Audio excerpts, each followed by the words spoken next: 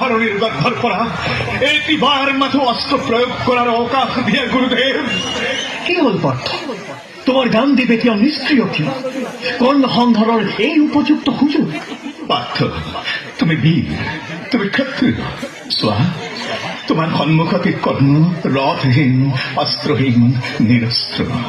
নিরস্ত্রের ওপৰত আক্রমণ ক্ষত্রিয়র ধর্ম নহয়। কর্ণ, তোমার আজি ধর্মর কথা মনত পড়ে। সংকটত পৰি আজি তুমি ধৰ্মৰ দোহাই দিছা।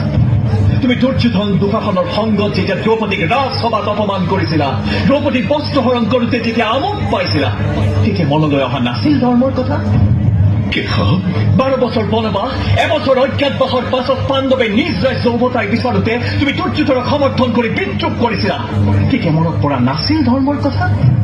ভীমক বিষ পান কৰাই চেষ্টা কৰিছিল হত্যা কৰিবলৈ, দুৰ্যোধনৰ এই নিজ কাৰ্যত সহযোগ কৰোতে মনত পৰা নাছিল ধৰ্ম?